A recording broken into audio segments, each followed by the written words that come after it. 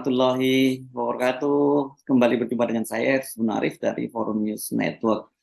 Dalam beberapa pekan terakhir, rumor Komisaris Utama PT Pertamina Basuki Cahayapurnama alias Ahok bakal beralih posisi menjadi Dirut Pertamina itu sangat kuat berembus ya.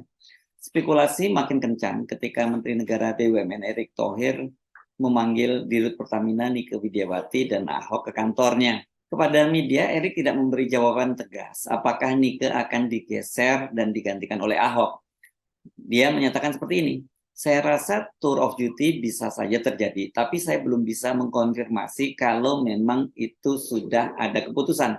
Itu kata Erick Thohir di Kementerian BUMN hari Jumat kemarin ya, tanggal 21 Juli 2023. Apakah pergantian kepemimpinan itu harus terjadi? Sampai hari ini belum, itu kata Erick Thohir. Nike Widiawati ini termasuk salah satu Dirut Pertamina yang cukup lama ya menjabat. Dia ditunjuk menjadi Dirut Pertamina sejak tanggal 30 Agustus 2018. Ini sudah hampir 5 tahun. Tapi harus dicatat sebelumnya dia itu sudah menjadi PLT Direktur Utama Pertamina. Posisi Nike Widiawati ini sempat goyah dan dikabarkan bakal dicopot menyusul kebakaran depo Pertamina Pelumpang pada bulan Maret 2023. Pada waktu itu ada 33 orang yang tewas dan puluhan orang lainnya luka-luka dan banyak sekali bangunan yang terbakar. Namun hingga beberapa bulan berselang sampai hari ini rumor Nike akan diganti itu tidak terbukti. Posisi Nike ini sangat kuat karena dia disebut-sebut punya backing politik yang kuat juga. Nike ini disebut-sebut punya kedekatan dengan Sekretaris Jenderal PDIP Hasto Kristianto karena keduanya itu pernah bekerja di tempat yang sama yakni PT Rekayasa Industri atau PT Rekin. Tapi soal ini sudah dibantah. Akan halnya Ahok sendiri ya, kalau Ahok publik juga paham ketika dia ditempatkan sebagai Komisaris Pertamina ya itu karena kedekatannya dengan Presiden Jokowi ya. Karena kalau latar belakangnya kan ya kita tahu seperti apa hubungan antara Ahok dengan Pak Jokowi itu. Ahok adalah pasangan Jokowi dalam Pilkada DKI tahun 2012 dan kemudian dia meneruskan jabatan Jokowi sebagai Gubernur DKI ketika Jokowi terpilih menjadi Presiden RI pada Pilpres 2014. Kendati posisinya sebagai komisaris utama, tapi dia ini, Ahok ini seringkali bicara kepada media soal yang membelit Pertamina. Dia juga beberapa kali bicara secara terbuka tentang persoalan internal di Pertamina. Secara bercanda bahkan Ahok ini juga mengakui kalau dia itu bahwa dia betul menyebut dirinya sebagai Dirut yang menyaru sebagai komisaris utama. Spekulasi Ahok bakal menjadi Dirut Pertamina ini yang menggeser posisi Nike itu belakangan ini kembali menguat menyusul pernyataan Ahok yang akan memindahkan kantor pusat Pertamina ke Kota Balikpapan di Kalimantan Timur agar lebih dekat dengan IKN. Ahok juga mengklaim Pertamina itu akan membangun berbagai fasilitas termasuk pusat penelitian, resort, hotel dan lain-lain di IKN. Dan itu disampaikan oleh Ahok ketika dia melakukan kunjungan meninjau proses progres pembangunan Ibu Kota Negara Baru pada hari Senin tanggal 10 Juli 2023. Bahkan dia mengklaim bahwa Pertamina is the real investor for IKN. Itu kata dia. Jadi Ahok berharap investasi Pertamina di IKN bisa terwujud dalam waktu dekat. Pertamina itu menargetkan sebelum Agustus 2024 akan ada investasi yang terrealisasi. Menurut keterangan dari Deputi Bidang Pengendalian Pembangunan Otorita IKN, Thomas Umbupati Tena, mereka itu menyambut baik ya dukungan perusahaan plat merah tersebut karena Pertamina kata Thomas itu rencananya akan membangun kawasan resort dengan kapasitas 1.000 kamar, kemudian lapangan golf 36 holes, rumah sakit, universitas bertema vokasi, dan pusat penelitian. Atau disebutnya sebagai pusat research and development. Selain itu, dia juga menyampaikan Pertamina ini juga akan memanfaatkan fasilitas-fasilitas yang disiapkan untuk menunjang kemudahan berusaha di Ibu Kota Negara Baru seperti tax holiday, super tax deduction, dan berbagai fasilitas kemudahan lainnya. Pernyataan Ahok ini sangat mengejutkan ya. Pertama tentu saja substansinya itu sendiri berkaitan dengan rencana Pertamina membangun berbagai fasilitas di IKN. Yang kedua, ini kapasitas dia sebagai komisaris utama kan tidak dalam kapasitas dia bicara soal ini kan.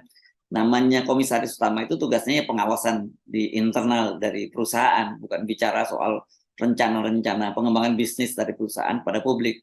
Karena itu tidak mengherankan kalau pengamat ekonomi energi dari Universitas Gadjah Mada, Fahmi Radi, menyebut salah besar jika Pertamina berinvestasi mulai dari rumah sakit hingga resort di ibu kota negara baru. Dan ini menurut dia, ya ini Ahok sedang cari muka lah pada Pak Jokowi. Jadi kata dia, saya melihat apa yang disampaikan ini hanya cari muka ke Jokowi karena Jokowi itu sedang kesulitan mencari investor. Ahok ingin jadi pahlawan, itu kata Fahmi. Ini saya kutip dari inilah.com edisi 11 Juli 2023. Dari sisi lain, menurut anggota tim reformasi tata niaga migas itu, rencana tersebut juga akan mengganggu keuangan Pertamina. Jangan mimpi Pertamina bisa menyaingi Petronas, perusahaan migas milik Pertamina. Kalau benar Ahok atau pimpinan Pertamina yang memaksakan investasi di IKN itu keputusan blunder. Karena pilihan investasi seperti yang disebutkan tidak sesuai dengan core bisnis Pertamina. Ini bisa bangkrut Pertamina, kata Fahmi. Selama ini, kata Fahmi, Menteri BUMN Erick Thohir itu ingin Pertamina lebih fokus ke bisnis migas. Alhasil, ya bisnis di luar migas mulai dari rumah sakit hingga hotel dilepas. Dan selama ini kan Pak Erick berupaya menyederhanakan core bisnis atau melakukan konsolidasi Pertamina. Nah ini kok malah mau dihidupkan lagi, kan aneh itu, kata Fahmi. Kritik yang sama juga datang dari anggota Komisi 7 DPR RI dari fraksi PKS, Mulyanto. Dia menilai keuntungan perusahaan yang masih terbatas sebaiknya diarahkan langsung kepada proyek-proyek strategis migas yang masih jadi persoalan, masih membelit. Ahok sebaiknya jangan politisasi Pertamina dalam proyek IKN, fokus pada bidang usahanya di sektor migas ketimbang cawe-cawe pada pekerjaan lain yang jauh dari kompetensinya. Itu keterangannya Mulyanto dalam keterangannya kepada media hari Kamis tanggal 13 Juli 2023. Ya memang pernyataan Ahok itu seperti saya sebutkan tadi mengejutkan, dan kemudian tentu saja orang mengkait-kaitkan dengan IKN yang sekarang ini kesulitan untuk mendapatkan investor. Makanya kemudian Ahok menyebutnya sebagai the real investor. Kita tahu kan bahwa kesulitan IKN untuk mendapatkan investor itu muncul dari pernyataan Menteri PUPR, ini salah satu tangan kanannya Pak Jokowi, yakni Basuki Hadi Mulyono, yang menyatakan bahwa investor swasta ini dari sektor swasta itu masih nihil di IKN. Jadi kalau toh ada bangunan-bangunan itu sekarang berasal dari proyek-proyek pemerintah atau yang bersumber dari APBN. Karena seperti kita ketahui bahwa rencana semula dari 466 triliun anggaran untuk pembangunan IKN itu diharapkan 80% dari investor swasta, sementara yang berasal dari pemerintah hanya 20% saja. Nah sekarang ini pembangunan dari pemerintah sudah hampir selesai, tapi investor tidak juga segera masuk. Sempat ada harapan bahwa ada Singapura itu berniat untuk masuk menjadi investor di IKN, dan ini sebelumnya kan Pak Jokowi juga pernah menjual IKN di Singapura, dan dia pada waktu itu menawarkan agar warga Singapura itu rame-rame pindah ke IKN karena katanya ini adalah kota masa depan, dan letaknya itu ya nggak jauh dari Singapura, tinggal masuk saja, langsung masuk ke dalam kapal dan itu udah bisa sampai ke IKN.